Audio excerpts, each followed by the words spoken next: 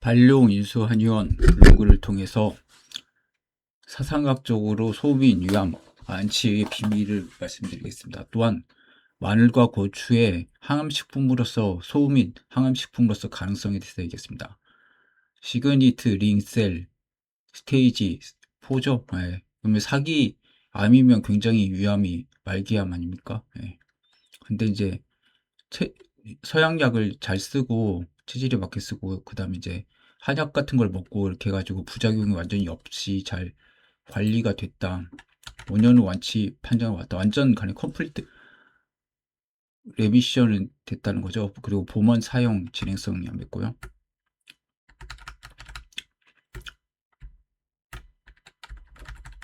오늘은 최근에 온 환자 위암 사기 환자 병력을 한번 다뤄보려고 합니다. 이분은 5년 항암을 잘 끝내고 완치파 현장을 봤지만 아직 체력 저하, 이명 등의 증상들이 있었다 보니 환우로서 잘 알고 지내오던 분의 소개로 오십니다. 이명 같은 경우는 이제 결국 근본적인 원인은 이제 짜게 안 먹어서 그런 거죠. 예, 소금 성분이 부족하니까 우리 몸에 물이 부족하고 그 자체가 어떻게 보면 어지럼증이라든지 귀가 울림 같은 것들을 발생시킬 수가 있는 거죠. 다른 세 분 항암 과정에서 알고 계시던 분 중에서 지금 두 분은 지금 다 이게 치료받고 있는 분들이고 말기 중에 말기지만 잘 버티고 병세가 차츰 회복되는 추세다. 그중 한 분은 내가 다시 글을 쓰기 시작한 계기가 된 난소암 50강 환자분으로 8년 투병 뒤에 마지막으로 태음인이라고 주장되는 임상약을 유부마타맵을 사용하고 흉수암, 무순이 폐전이 전신부종으로 11월에 보노라서 에리블린이라는 소음인약과 한약으로 지금 4월 달인지 4개월을 잘 버티고 애걸린 부절은 다 없었으니 아직 흉수나 심내막의 입부전, 심막 삼출이죠. 완벽하게 사라지지 않고 유지되고 있는 상태고 폐의 무우산 림파틱 메타, 림파전이죠. 다소 소실되어 보여서 일반적인 예측은 보통 2개월 정도 예측하지만 흉수에는 불편함을 겪지 않고 잘 생활하는 부위다. 지난번 진료 때 와서 보니 초기에 1분도 쉬지 않고 하던 기침이나 호흡의 어려움은 크게 느끼지 못하지만 흉막 삼출이 있어서 그렇죠. 당신이 이제껏 잘 버텼던 게 야채식이란 신념을 버리지 못해서 여전히 소양인 음식인 샐러드를 드시고 있다. 이거 굉장히 안 좋죠. 예. 샐러드 같은 경우는 보통 일반 야채 같은 경우는 이제 칼륨이 많죠. 칼륨이랑 나트륨이 이제 소듐이랑 이제 희소작용을 하는 겁니까 정반대로. 그래서 이걸 먹으면 이제 이뇨를 시키고 탈수를 시키는 거죠. 내가 볼 때는 이 샐러드식을 끊었으면 흉수가 다 없어졌을 텐데 생각해서 설명을 했다. 투병 과정에서 만난 두 분 모두 소음이라 소개로 오게 됐고 본인은 같은 투병에서 잘 치료돼서 완치 비자금을 받았으니 체력저하 불안감을 오게 됐다. 컴플리트 레미션이 됐죠. 위암 사기 진단을 받고 동일한 항암자도 환자의 체질, 소음인과 약물 화학적 기전이 일치하지 않을 때 기적이 일어납니다. 그런데 시작은 똑같이 사기 상태였지만 이분이 완치된 과정을 통해서 항암제의 선택이 얼마나 중요한지를 알 수 있다. 물론 시그니트 링셀, 뭐 반지꼬리 모양이죠. 동그랗게 뭐 고리 모양, 약간 인장 모양, 예, 도장 모양이죠. 특성상 쉽게 완치라고 하기는 어렵지만 시기적으로 2019년 10월부터 만 5년이 지났기에 일단은 완전 관해로 이야기한다. 서양의학에서는 이제 완치라는 표현을 잘 안 쓰죠. 물론 항암제 하나만 잘 선택된다고 단치되는 것이다. 이분들 속성을 봐서 매우 열심히 맨발 걷기는 나머지 건강을 위한 운동요법을 했을 것으로 본다. 이러한 운동이 3분의 1의 몫을 한다. 건강을 위해서 자신의 림프구를 활성화시키고 산소 공급을 늘린 것은 암환자의 필수다. 그러나 아무리 운동과 시기가 맞아도 항암제가 맞지 않으면 금방 재발하는데 이분은 운이 좋게 아주 악성도가 났고 5% 생존율에 당첨이 됩니다. 그래서 이분을 분석해보자 한다.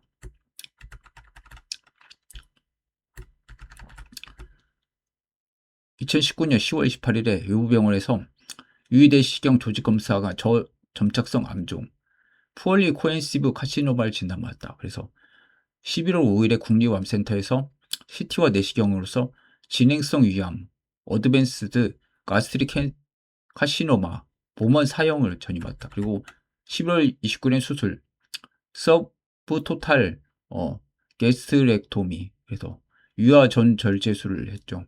그 다음 최종으로는 위암 사기를 확진했고 세포형 미분화 세포암이고 지근의 링셀 카시노마다. 예. 항암 치료는 이제 젤록스 시작하고 장기간 젤로다 단독요법이고 유방효과에서는 오른쪽 유방 조직검사 결과 경화성 선증이 확인됐고 정형외과에서는 오른쪽 어깨 MRI 결과 지방종으로 추정돼서 경과관찰이고 산부인과에서는 자궁내막 소파술 결과 증식기 자궁내막 프로리퍼러티브 엔도메트리움이 확인됐다. 추적검사상으로는 2025년에 내시경 및 복부 흉부 CT 결과 재발이나 전이 증거가 없다. 5%의 생존율 듣고 5년 완전 관해에 도달하다.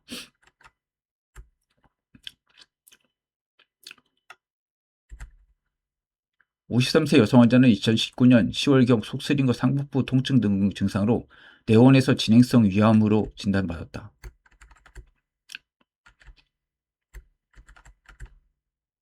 그래서 이제 서브토탈 게스트렉토미를 했고 브라운 문합술을 수행했다.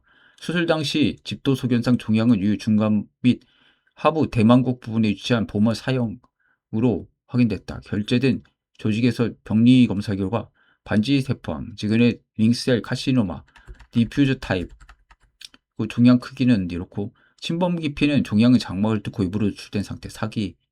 림프절 전이는 총 51개 림프절 중 2개에서 전이되고 원격 전이는 복강 세척 세포진 검사에서 암세포가 검출됐다. 최종 병기는 진행성 위암 사기다. 초기 종양 상태로 봐서 장막을 뚫고 복강이 퍼져서 복강 세포진 검사에서 양소를 얻었으니 뚜렷한 복막 전이 등의 결정은 보이지 않았지만 이미 전신성 전이로 보아야 한다.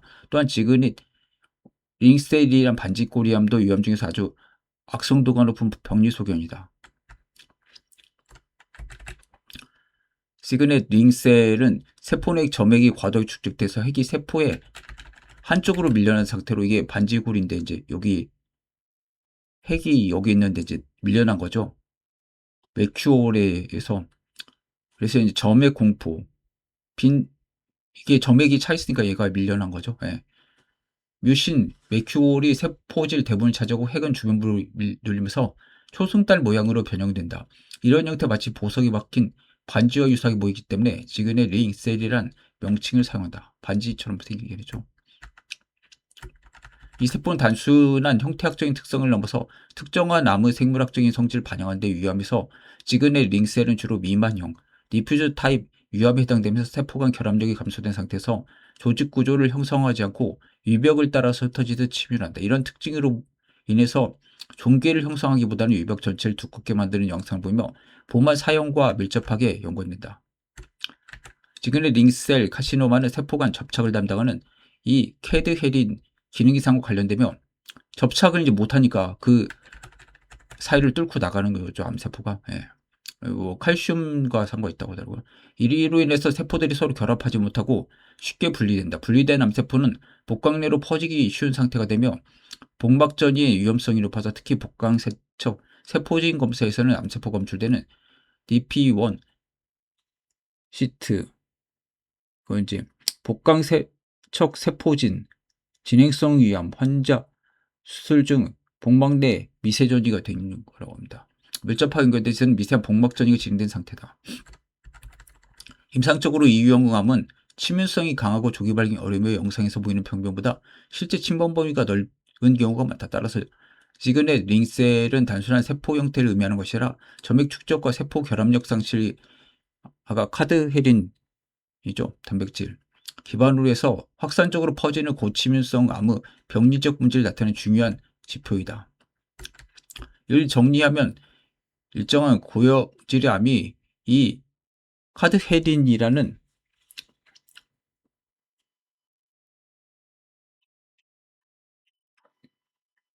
결합 조직에서 둘러싸여서 내부적으로 자라는 암이 아니고 세포간 치밀한 결합을 유도한 이 카드헤린의 결합력이 약해지면서 뮤신 점액 형태로 퍼져나면서 외의 악성도가 높다. 떨어져 나가는 거죠. 그 결합을 못하니까 그 개구멍으로 통과 암세포가 빠져나가는 거죠. 특히 소화기 암에서 특히 지근의 링셀 반지꼬리암이 이 카드헤린의 저하가 암의 악성도 침윤 내지 분포에 매우 중요한 역할을 하므로 이 회복이 중요하다.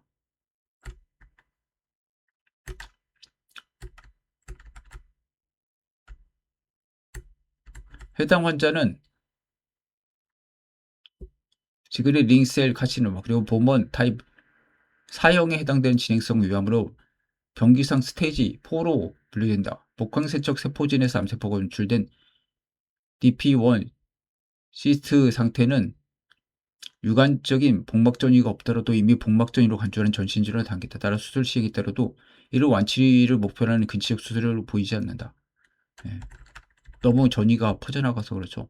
사기 유형의 전체적인 5년 생존율 5% 이하다. 다만 이것만 존재하고 유관적인 복막전이가 없는 경우는 선택된 환자군에서 10에서 20%까지 보고됩니다. 그러나 이 환자는 장막을 침범한 PT4A 병기, 지근의 링셀 카시노마 그리고 보만 사기라는 불량 예우인자를 모두 가지고 있어서 실제 임상에서는 5년 생존율이 5에서 10% 수준으로 낮아진다. 이런 병기에서 완치율이라는 개념을 적용하기 없다. 완치율은 극히 낮으며 치료 목표는 완치보다는 생존 기간의 연장과 질병의 조절에 둔다. 따라서 임상에서는 완치보다는 장기 생존이라 완전 관해 여부로 평가한다. 다만 일부 환자에서는 항암 치료 이후 복강세척 세포진이 음성으로 전환되고 복막 전이 없이 유지되면서 면역 상태가 안정적으로 유지되는 경우 장기 생존이 가능하다. 림프절 전이가 제한적인 경우 또는 예후에 긍정적으로 작용한다. 이러한 조건이 충족될 경우 드물지만 10년 이상 생존하는 사례도 존재한다. 결론적으로 이 환자 같은 경우는 5년 생존율은 5에서 10% 수준으로 판단한다. 완치 가능성은 매우 낮으나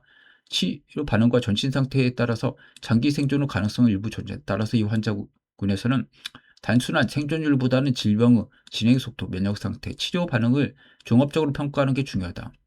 그래서 항암제는 이제 젤록스 기본은 옥살로플러진 정맥 주사고 카페시타빈 젤로다 경구약을 이제 5F를 줬다. 이분은 체질이 소음인으로 소음이 맞는 옥살로플라틴과 카페시타빈 제품 상품명 젤로다를 사용하는 본인이 311고 이제 어느 정도 효과가 있느냐 이걸 하죠. 젤록스 요법을 시행하고 이후 지속적으로 5년 세월을 제로다를 사용했다.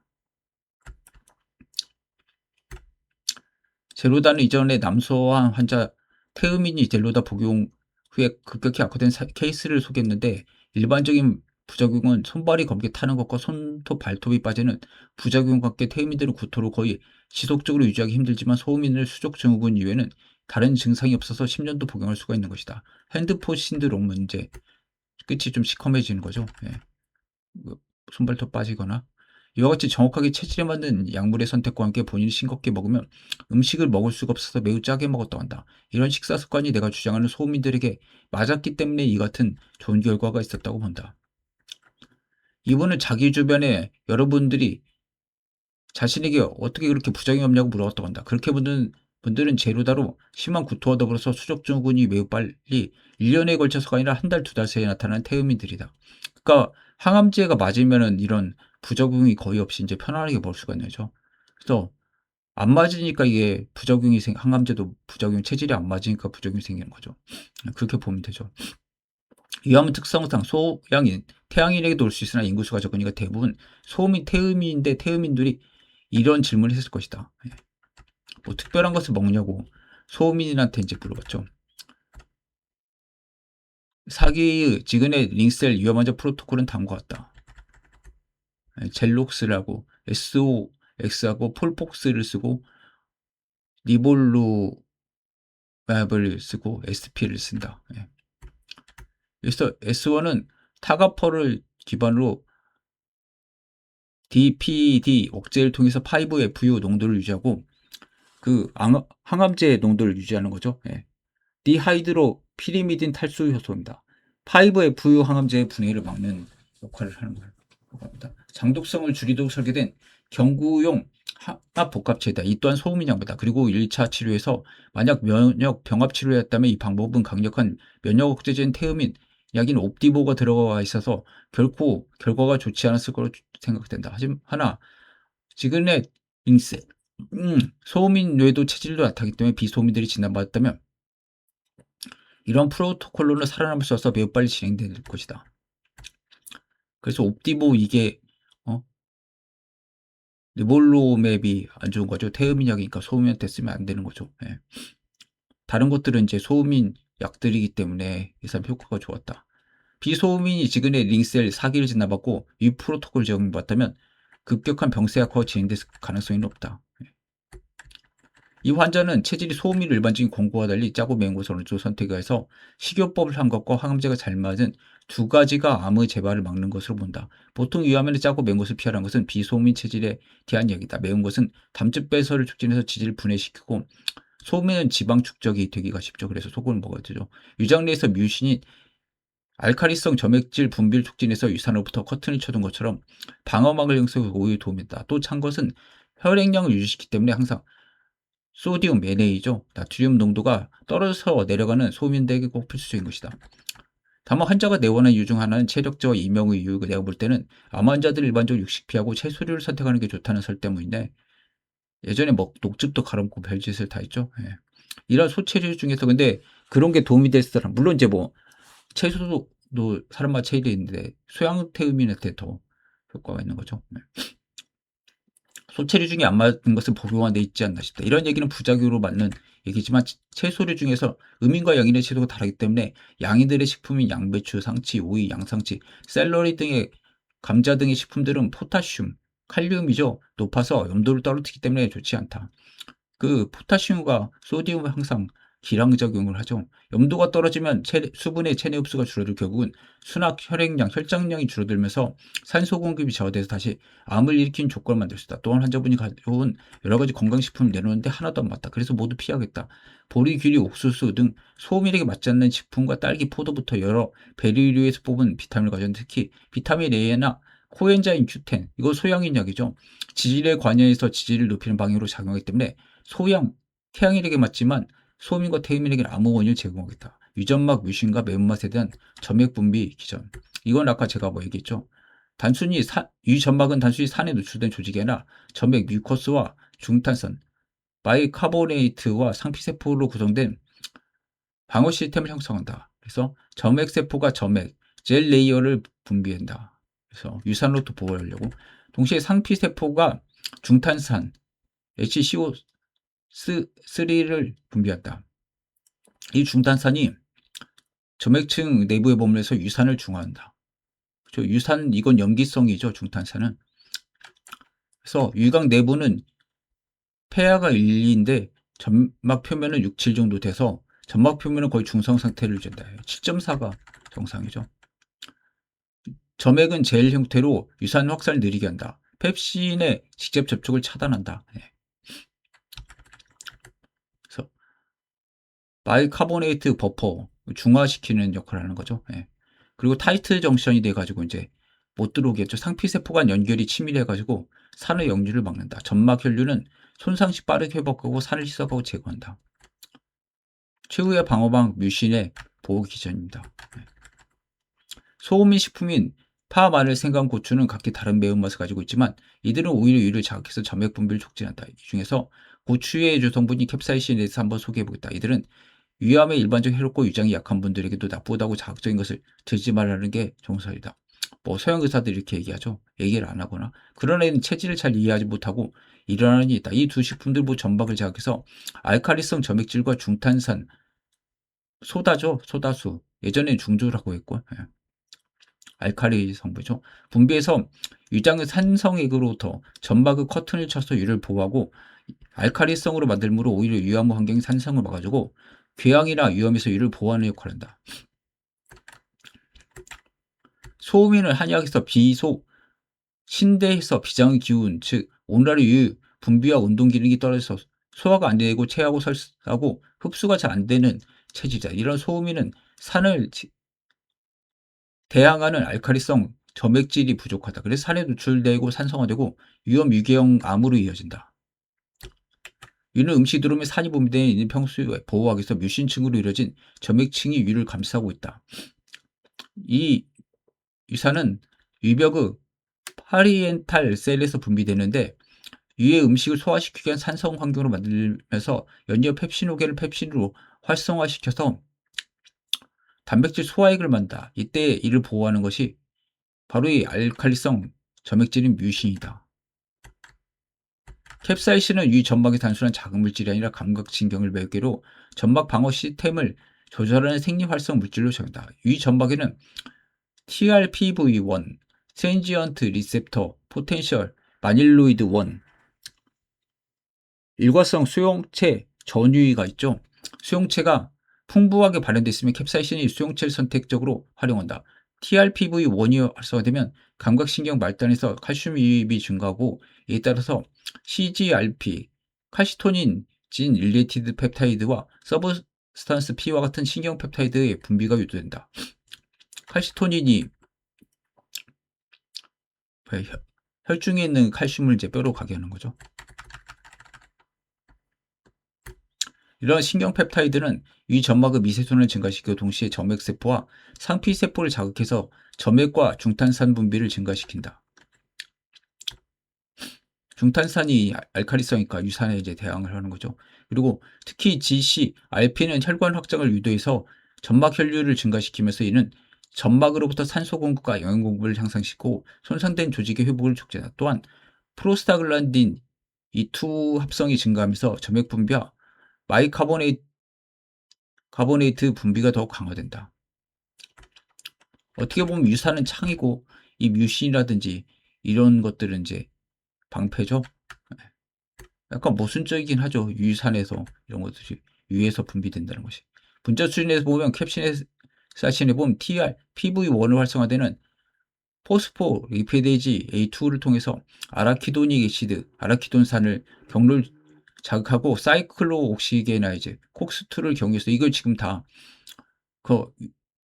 그 염증, 진통제 이런 것들에 쓰이는 거죠. 네, 이거 억제다. 프로스타글란딘 생성으로 이어진다. 프로스타글란딘은 이제 억제하는 거니까. 이 프로스타글란딘 점액 유전자 등 발현을 증가시키고 점액의 글라이코프로틴 합성을 촉진해서 점액 층의 두께와 점성을 증가시킨다. 동시에 바이카보네이트 트랜스포터가 활성화돼서 점막층 내부의 pH를 중성에 가깝게 유지하겠다. 이 과정이 일종의 뉴로제닉 프로텍티브 리스폰스로 이해되면서 신경이 생성한 이제 방어 기전이죠. 네, 방어 반응. 캡사이신은 유산 분비를 직접적으로 억제하기보다는 점막 방어를 강화하는 방향으로 작용한다. 맵고 막 눈물이나 콧물 침 같은 게 나오니까 이런 것들도 나오는 거죠. 특히 저용량 또는 반복적인 경미한 자극에서는 이런 방어 반응이 증폭돼서 이 점막의 저항성이 증가하는 호르메시스 효과를 나타낸다. 그래서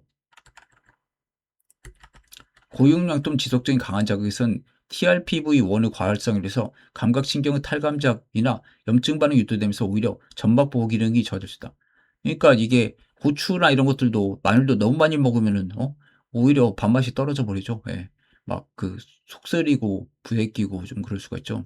그리고 유이라든지 이런 것들에 좀 자극이 되고 이 경우 점막 분비의 균형이 꺼지고 에피셀리얼 베리어 표피 장벽이 손상돼서 위염이나 점막 미란으로 진행된다. 그러니까 이게 벗겨져 버리는 거죠, 홀딱. 예, 너무 자극이 되니까. 하나에는 소민약이 아니고 비소민 체질이 고추를 많이 먹었을 때 일어나는 일이라 소민으로 걱정 안 해도 된다.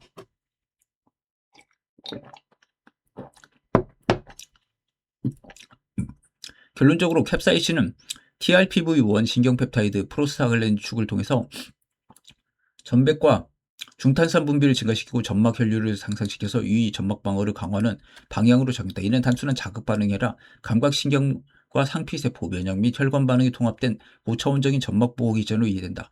또한 이 같은 뮤신과 중탄산층이 무너지면 유벽은 파괴되고 염증 반응이 시작된다. 이러한 염증은 뉴트로필을 증가시키고 암세포를 자라게 하는데 뉴트로필이 증가하면 암에서 예후가 굉장히 안 좋죠. 림포사이트가 늘어나야 좋은 거고 유벽의 붕괴 및 즉 이 카드헤리는 붕괴가 암세포를 침윤하게 하고 퍼지겠다. 이걸 세포사에서 막아주는 거죠. 못 도망가게 암세포가 전이를 안 되게 막아주는 거죠. 이 카드헤린이 세포 간 다리가 끊어진다. 그렇죠?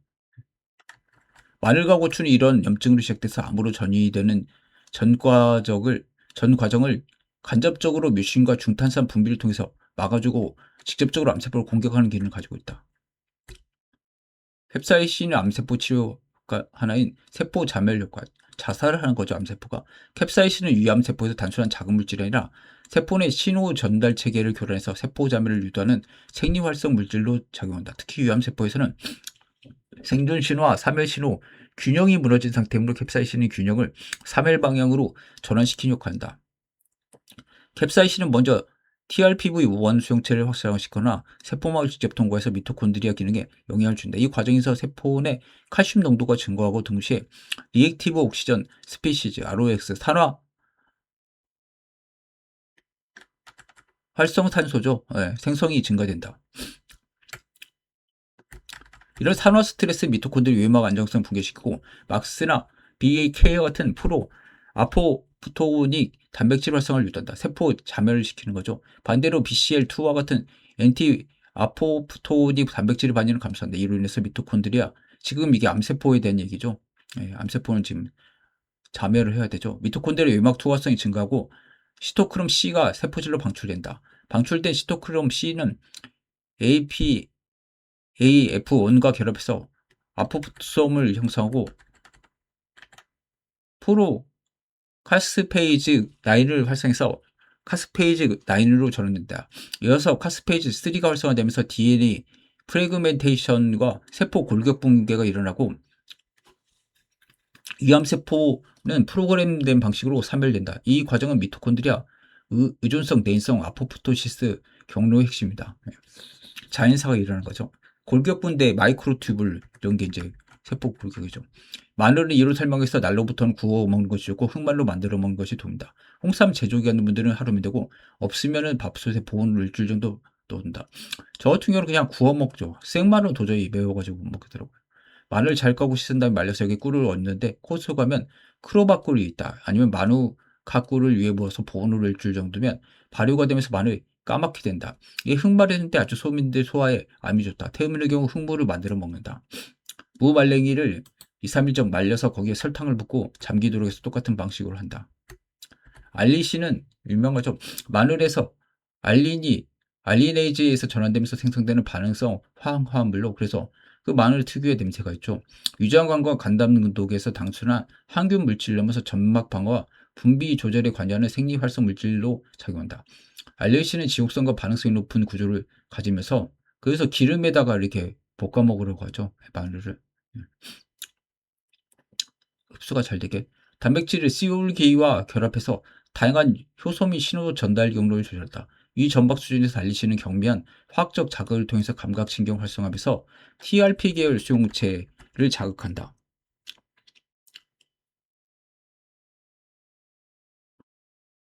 또한 알리시는 사이클로옥시게나이즈, 콕스 경로를 간접적으로 활성화해서 프로스타글란딘의 생성을 증가시키고 염증이 이게 막 유발되는 것 같이 되죠. 그 면역 반응이 일어나는 거 아닙니까? 이게 막 몸이 뜨거워지고. 이 프로스타글란딘은 보통은 그 소염제나 진통제는 프로스타글란딘 억제하는 겁니다. 점액 분비와 바이카보네이트 분비를 촉진해서 위 점막 그 화학적 방어층을 강화한다. 그러니까 지금 진통 소염제가 안 좋은 거죠. 굉장히. 프로스타글란딘이 좋은 건데 지금 이걸 억제하니까. 분자 수준에서 보면 알리시는 뉴클리어 팩터, 에리소이드2, 릴레이티드 팩터 2 경로를 활성해서 항산화 효소, 글루타치온, 퍼록사데이즈나 햄 옥시게네이즈 발현을 증가시키고 이 옥시더티브 스트레스부터 산화 스트레스죠. 부터 점막을 보한다. 동시에 NF 카파비 치료를 억제해서 염증성 사이토카인, TNF는 이제 튜머 네크로시 팩터죠. 그래서 암세포를 괴사시키는 거나 인터루킨 1 베타 발현을 감소시키고 점막 손상과 염증 반응을 억제한다. 이런 작용은 점액층의 안정성과 재생을 유지하는 데 기여한다. 담즙 분비 연관성에서 알리시는 간세포와 담도 상피세포의 작용에서 콜레레직 이펙트를 나타낸다. 그래서 담즙 분비를 이제 촉진한 거죠. 소음인들은 담즙 분비 소양성이 약하기 때문에 담즙 분비가 적지 않습니까? 그러니까 지방을 잘 소화를 못 시키죠. 알리신 및 그 유도체들은 간에서 바일레시드 신세시스를 촉진하고 그러니까 담즙산 합성을 촉진한다는 거죠. 특히 콜레스테롤 7알파 하이드록세이제 발현을 증가시켜서 콜레스테롤로부터 담즙산으로 전환을 촉진한다. 그래서 지금 이게 담즙산도 콜레스테롤 담석도 있죠. 그래서 콜레스테롤을 안 먹으면 어떻게 됩니까? 큰일 나죠. 여러 가지 뭐 뇌세포도 만들고 여러 가지 뭐 세포 막도 만들고 하지만 여러 가지 만들죠. 예. 그 담석에도 콜레스테롤 담석이 있지 않습니까? 근데 콜레스테롤 약 먹으면 안 좋은 거죠, 굉장히. 콜레스테롤 약은 이제 태음인한테만 맞다. 또한 간세포 바이솔트 익스포트 펌프와 멀티드러그 레지스턴스 어소시에이트 프로틴의 활성을 증가시켜서 담즙의 배설을 촉진한다. 이로 인해서 여기도 보면은 소금이 이런 것들을 촉진하는 걸로 돼 있죠. 지금 솔트가 있으니까. 담즙 흐름이 증가되고 장내 지방 소화및 지질대사가 개선된다. 더 나아가서 알리신은 장 간축, 거트 리버 엑시스에 영향을 줘서 장내 미생물 환경을 변화시키고 2차 담즙산, 약간 살균 작용이 있죠, 마늘이. 생성 및 순환에 영향을 미친다. 장내 미생물 조절을 통해서 엔도톡신 부하를 감소시키고 이 장내 미생물이 그 내독소를 분비하는 걸 이제 없애는 거죠. 간의 염증을 완화함으로써 담즙 분비의 질과 양을 동시에 개선한다. 예전에 간세척 있지 않았을까?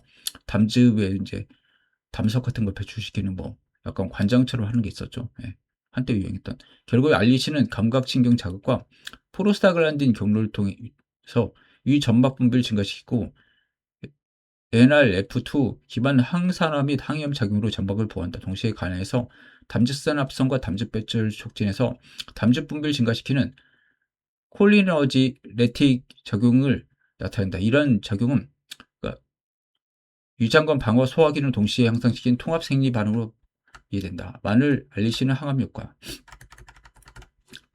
방어막 붕괴로 글루타치온을 고갈. 알리신은 암세포 내부로 들어가서 가장 먼저 글루타치온을 표적으로 삼는다. 알리신은 티올 이황암을 교환 반응을 통해서 GSH와 직접 결합해서 이를 빠르게 고갈시킨다. 그 결과 암세포 유지하던 항산화 방어 시스템은 급격히 분화된다. 글루타치온은 약간 필요한 사람들이 먹는 거 아닌가요? 네. 그러니까 글루타치온 먹으면 안 되는 것 같습니다. 맞잖아. 방어막이 무너진 상태에서 알리신은 메타튜블린 티올기를 산화시켜서 단백질 구조를 변형시킨다. 지금 이거 암세포에 대한 얘기죠. 정상세포가 아니라. 예. 그러니까 지금 무너뜨리고 뭐 변형시켜야 되죠. 이로 인해서 미세속관이 정상적으로 중합되지 못하고 붕괴된다. 미세속관이 관련 있는 게 그 구충제 항암 치료를 했던 거 이거랑 상관 있는 걸로 알고 있는데요. 세포 골격이 무너지면서 세포 형태 유지와 분열 기능이 동시에 손상된다. 산화폭주. 글루타치온이 고갈된 상태에서 활성산소가 급격히 축적된다. 암세포는 산화 스트레스를 제어하지 못하고 그러니까 활성산소로 그 암세포를 죽여버리는 거죠. 예. 일반적으로는 활성산소가 안 좋은 거죠. 예. 정상세포에도. 미토콘드리아 기능이 손상되면서 세포 내 산화 환경이 폭주한다. 이 과정을 세포 손상을 가속한다. 알로에스 증가와 미토콘드리아 손상은 사이토크롬 C 방출과 캐스케이드 활성화를 유도한다. 동시에 DNA 손상과 단백질 변성이 누적되면서 암세포는 스스로 프로그램된 사멸 경로로 들어간다. 프로그램드 셀 데스죠. 예. P53 유전제, 예. 아포프토시스죠. 이게 결국 알리신은 항산화 붕괴, 구조 붕괴, 산화 스트레스 증가를 통해서 암세포 자멸을 유도한다. 자멸이라고 좀 바꿨네. 예전에 우리는 자살이라고 했는데 알리신은 글루타치온을 고갈시켜가지고 미세소관 붕괴해가지고 구조를 변경시키는 거죠. 또 ROS 축적돼가지고 산화 스트레스를 줘가지고 이제 암세포를 죽이는 거죠. 그래서 아포프토시스, 자멸 유도라는 연쇄적 기전을 통해서 암세포 내부를 단계적으로 붕괴시키면서 이는 강력한 산화 기반 항암 작용으로 작용한다. 나머지 마늘과 고추에 대해서는 따로 제가 포스팅을 통해서 동영상을 만들었습니다. 예.